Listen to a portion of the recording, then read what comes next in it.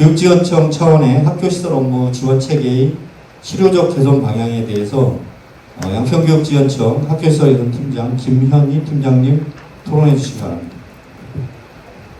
네, 소개받은 두 번째 김현희 발표드리겠습니다. 존경하는 자장님 그리고 함께 토론에 참여해 주시는 모든 분께 감사드립니다. 저는 양평교육청 학교시설 팀장 김현희입니다. 앞선 토론자들의 발표 내용을 듣고 많은 것을 생각하게 됐습니다. 이 포럼을 준비하고 발표를 준비하면서 미리 자료를 받아봤거든요, 발표자들의. 근데 너무나도 많은 좋은 의견들이 있더라고요. 이 시설 업무랑 시설 관리 업무에 대해서 이렇게 많은 관심을 가지고 고민을 하고 있구나. 이런 좋은 의견들도 있구나라고 하면서 되게 많이 유익한 시간이 되었던 것 같습니다. 그리고 각 학교 현장에서 학교 시설 업무에 대한 진지한 관찰을 통해서 앞으로 이제 이 문제들이 더 많이 공론화되고 뜻깊은 현장의 의견들이 정책에 반영되는 귀한 토론의 장이 되었으면 합니다.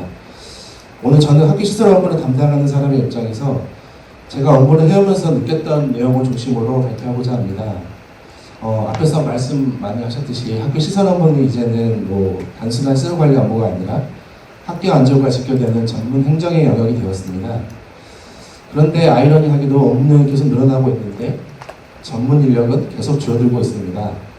저희 소규모 지역인 양평의 경우만 보더라도 공립 34개의 학교 가운데 시설관리직이 없는 학교가 23개가 됩니다. 거의 70%에 육박합니다. 그리고 시설관리직 정원 역시 불과 몇 년 사이에 26명에서 16명으로 줄어들 정도로 무려 33%나 감소를 한 상황입니다. 이러한 숫자는 단순한 통계가 아니고 학교 현장에서는 누군가가 그 빈자리를 대신하고 있다는 것을 반증할 것입니다. 이러한 현실 속에서 교육지원청도 가만히 있지는 않았고 저희 학교시설 개선팀에서는 모든 학교시설 개선과 및 팀에서도 공통 업무일 겁니다. 수세 점검을 실시하고 기술 자문 그리고 학교 공통사업을 통합 발주하고 시설관리 지원금을 지원 그리고 소규모 교육 환경 개선 사업 대집행 교육 환경 개선 사업 등을 지원하는 등 학교의 부담을 줄이기 위해 지속적으로 노력해왔습니다. 양평교육청 역시 학교 맞춤형 유지관리 설명서도 제작을 따로 하고 학교 현장 컨설팅 및 원스톱 지원 체계를 운영해왔으며 지난 학교 만족도 조사에서도 97.6%라는 매우 높은 평가도 받았습니다. 이러한 교육지원청의 지원이 학교 현장에서 그래도 조금이나마 도움이 되고 있다는 것을 보여주고 있는 것 같았습니다. 하지만 여기에 반드시 함께 이야기할 현실이 있습니다. 교육지원청도 충분히 여유로운 조직이 아니라는 점입니다. 자료 페이지에 보실 수 있듯이 시설 업무를 담당하는 인력 자체가 저희 지역도 총 7명이 있습니다. 거기에 행정직 2명이랑 시설관리직 4명, 공업직 1명이 있는데 시설직이 없습니다. 그래서 비배치되어 있고 기술직 인력이 턱없이 부족한 실정입니다.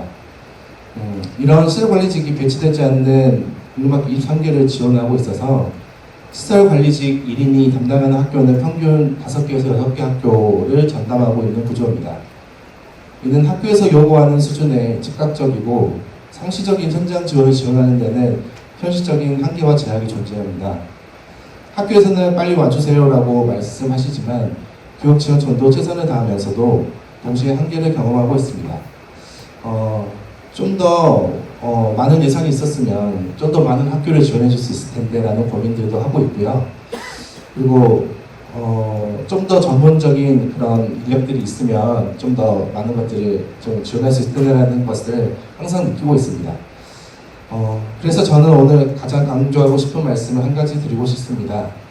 학교 업무를 교육지원청으로 옮기는 것만이 곧 업무 경감이 아니라는 것입니다.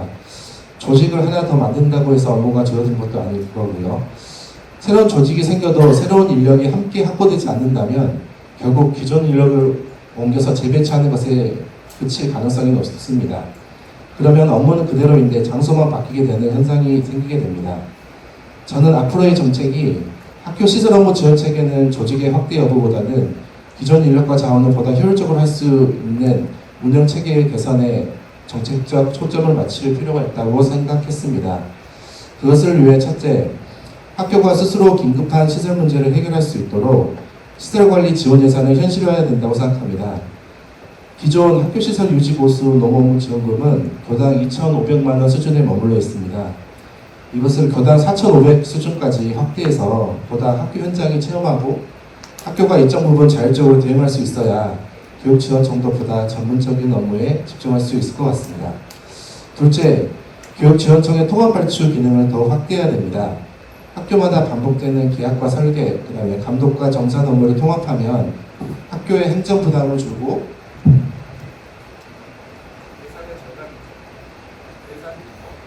예산은 절감되며 공사의 품질도 높아질 것입니다. 셋째, 학교 시설 개선과는 단순한 행정 지원 조직이 아니라 전문 기술 지원 조직으로 발전해야 합니다. 건축, 전기, 기계, 토목 등 전문성이 학교를 직접 지원하는 체계를 더욱 강화해야 될 것 같고요. 시설 관리의 전문성을 강화하는 방향으로 정책이 재설계되어야 합니다. 넷째, 디지털 기반의 시설 관리 체계를 적극 활용해야 합니다.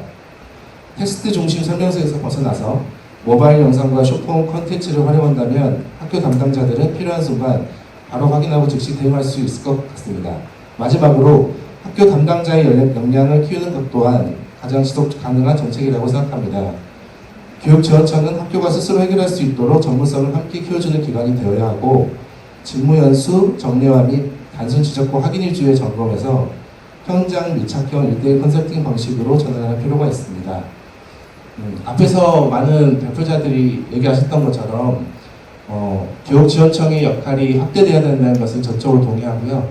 그리고 아까 말씀하셨듯이 1인 1교의 전문 인력이 시설관리 인력이 배치되어야 되는데 또 현실적인 또 제한들이 있다 보니 그 제한 속에서 좀 고민을 많이 하게 됐던 것 같습니다.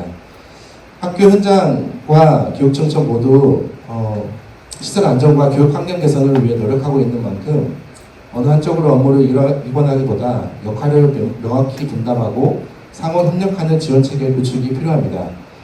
그러기 위해서는 학교와 교육지원청이 협력 체계를 공고히 구축하고 함께 전문성을 나누고 책임을 함께하는 협력의 관계가 되어야 합니다. 저는 학교 시설 업무의 미래는 조직을 얼마나 크게 만드는가가 아니라 제한된 자원을 얼마나 현명하게 활용하고 학교와 교육지원청이 얼마나 긴밀하게 협력하는 거에 달려있다고 생각합니다. 오늘 이 토론회가 그 방향을 함께 만들어가는 의미 있는 출발점이 되기를 기대하며 발표를 마치겠습니다. 경청해 주셔서 감사합니다. 네.